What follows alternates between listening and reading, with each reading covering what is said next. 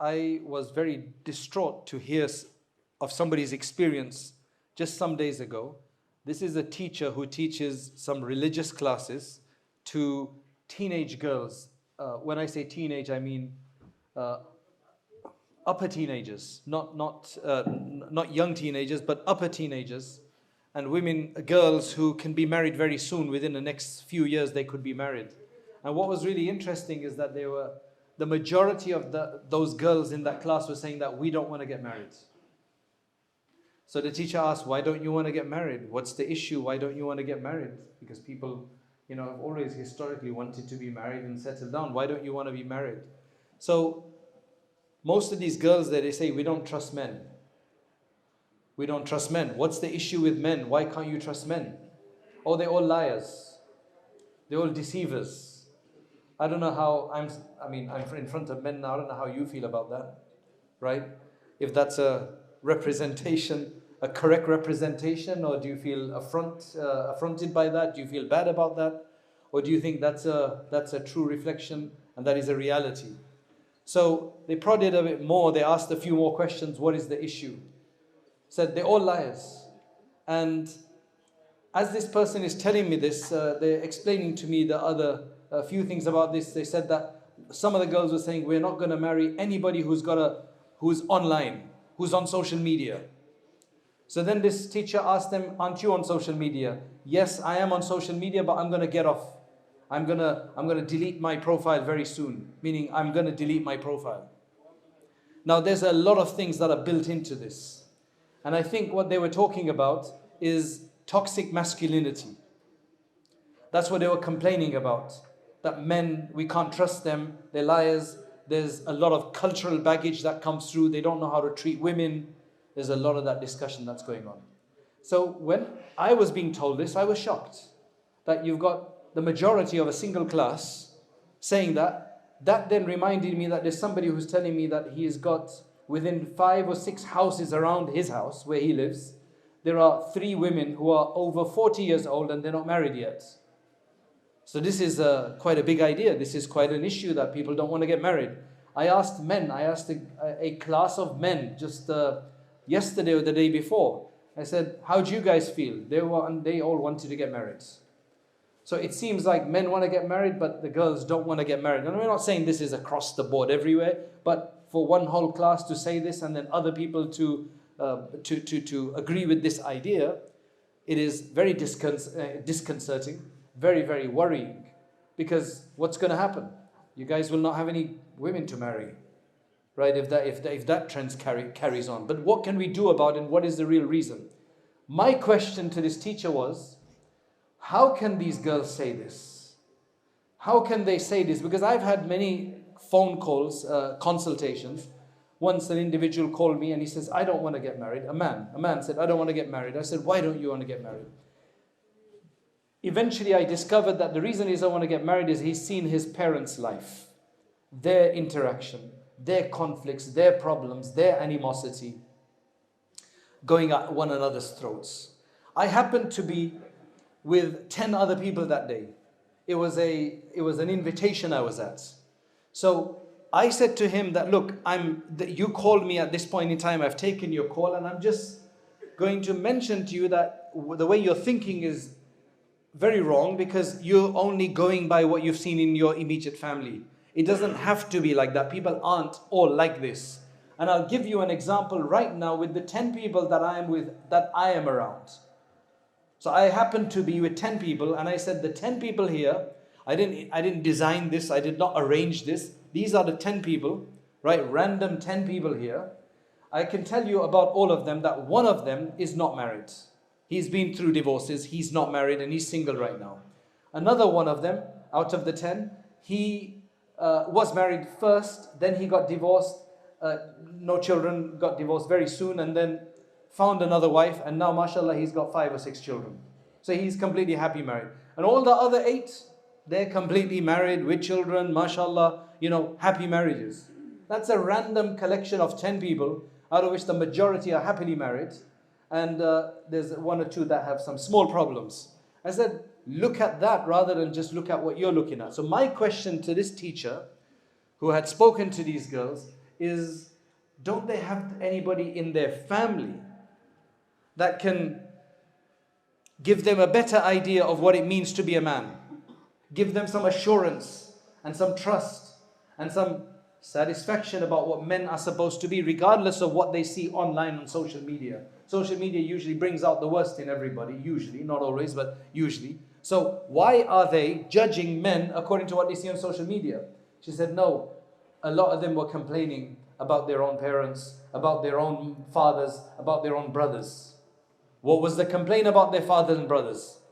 So one of them complained, my father just beats up my mom all the time. He's been beating her up for the last 20 years. And she hates my father, but they just do these weird things just to carry on living life, but otherwise he just beats her up. And it's almost like she's used to the beating up. So this should be reported to the police. There's no way this is going to end unless some police come into this, unless somebody else intervenes. That is really, really messed up. That is really, really messed up. Then I asked a number of other people. I was shocked by this, like something needs to happen, because as the Muslim leaders and imams, we need to worry about the community. That if girls don't want to get married anymore, we have to find this, because what? We're going to have zina then. We already have zina. We're going to have zina. We're going to have fornication going on, because humans have needs. You don't want to do it the proper way, you're going to do it the haram way. So it doesn't bode well at all for our community. So then I said, what is the reason? So there's multiple reasons. We're not saying girls are not to blame at all. There is definitely a feminist agenda out there which has convinced a lot of women that men are basically expendable. You don't need men. And there is that. That's an extreme though. That is an extreme. I don't think I wouldn't say that the majority of Muslim women have brought full sail into that narrative, that they just hate men for that reason. But there must be a contribution of that, no doubt about that. But we have to say that there are issues. So for example, there's a lot of favoritism when it comes in our families. The girls are expected to do a lot more at home than boys are expected to. Now look, traditionally girls didn't used to study. They used to do homework, housework. Men used to be forced to go out and work in the fields and go and bring an income in from, when they left school, if they even went to school, young boys even, I'm not promoting child labor here, but that's the way it used to be. Girls knew what they had to do. They were going to have children. They were going to bring up children. They were going to make the food, get together with the local women of the area and sit and make, different things and have a good chat. That was their job. But now women are in university. Many times I go to talk in a university, two-thirds are Muslim women and one-third are Muslim men. So now they're going to university. Whether that's a good thing or a bad thing is a different subject. They're going there. The parents want them to go there. They want them to get a good job. But then when it comes to exam times, the boys, they get to do no work. I mean, forget about exam times. In other times, the girls still have to do a lot of the homework. Not saying that they shouldn't do or nobody should do. When I discuss and teach regarding the tarbiyah of children, bringing up children, I speak about that particular age when they're close to marriage and they're upper teens. My encouragement is that we need to teach our children, especially our boys as well as our girls. So while girls need to know how to cook and iron and clean, all the rest of it, boys should know how to make their bed as well. Why does the sister need to go or why does the mother continue to have to make the bed of the son, and he's 16, 17 years old and he wants to take over the world? He wants to be a big CEO of a major company. He's got dreams, but he can't make his own bed. He doesn't know how to welcome a guest at home. If somebody comes, a father's friend or something, he doesn't know what to say to them. He's like, yeah, I don't know, I'm not sure my advice, He has no idea what to say. Assalamu alaikum, how are you, uncle? Really nice of you to hear. My father, I'll just call him, or I'm not sure, he's not here today, but would you like to come in? They have no sense of that. They don't know how to tighten a screw. Something leaking, they have no idea. They don't know how to pay a bill, because the mum and dad pay their bill. The father pays their bill. They don't know how to do shopping. You give them a list and they'll go shopping and pick up the first brand they see, whether it's the most expensive brand or whichever brand. They have no idea, because we don't teach them that. People aren't teaching their sons. They think they just have to make money. As long as they're doing good at school, If that's something that people worry about, that's cool, that's enough. So this kind of mollycoddling behavior, right, to boys or girls is bad. But then if you're doing it just for the boys and not for the girls, then that's even worse, because that's seen as discrimination. Subhanallah, I mean, what do I tell you? Somebody just yesterday, while I was mentioning this, he brought up the idea. He said, in the local community in London, I think it was, he said that somebody was, parents brought their daughter to the imam or the scholar and said that she wants to change her gender. A Muslim girl wants to change her gender to become a male. So he asked her, like, what's the reason? He got, what is the reason? Why do you feel that way? Why do you feel confused about all of this? And why are you considering changing your gender? Allahu Akbar. You know what she said completely ties in with what we're talking about today. She said, because my brother gets better treatment at home than I do. My brother gets better treatment at home than I do. Allahu Akbar. Allahu Akbar. Subhanallah. So because of that, she wants to become a boy so she can get better treatment. And a lot of this is cultural, bad culture. I love culture. Nobody can be without culture. Remember that. Life doesn't exist without culture. Now, if you're from a Pakistani culture, Bangladeshi, Somali, Indian culture, and you don't like that culture, you're going to have to pick another culture. That's all you're going to have to do. But you can't say, I don't have a culture, because culture is us. All right? You might have a confused culture of multiple things together, but everybody has a culture. Culture is whatever you do, the way you do things, what you like to dress as, what you like to eat as. That's just going to be a new, unique culture. That's all it's going to be. But you can't divorce culture. But what we must do is get rid of bad culture, bad aspects of our culture, because alhamdulillah, all Muslim cultures from different countries, which are varied, have very good ideas, very good points that come from Islam. But then nearly all of them have some bad elements, have some very bad elements, like treating their sons better than their daughters. For example, forcing their daughters to get married to their cousins, and they don't want to do that, or the cousin is not a good guy, but because you've promised from their birth or 15 years, 20 years ago, you have to do it, or your biradari will complain, or you'll be, have to listen from people. All of this kind of weird culture.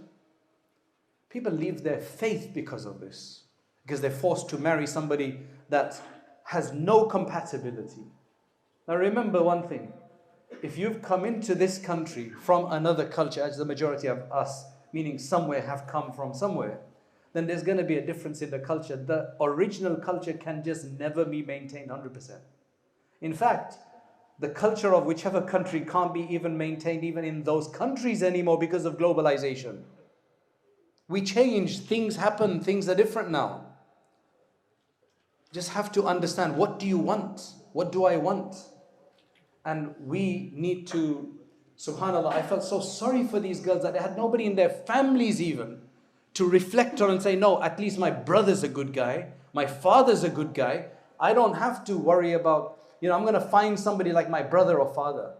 If you're a guy and your sister can say that, I would love to have a husband like you in terms of behavior and character and akhlaq, then you're successful. But it's our parents' responsibility to try to bring up our children that way. And again, I'm not saying that women are not to blame at all or whatever, or there's not some misunderstanding there. All of that, taking all of that into consideration, it is very concerning. Because what we have now is that girls and boys don't want to get married until they're much older. They just quit putting it off because they want to do other things. And there's a number of other issues that we don't want to get into right now. So we pray that while we need to consider all of these things and try to make that change, sort our own personal relationships out with our spouses. Go get some counseling, make some dua, think of it in a different way. 20 years of fighting doesn't have to continue to 30 years. It can change.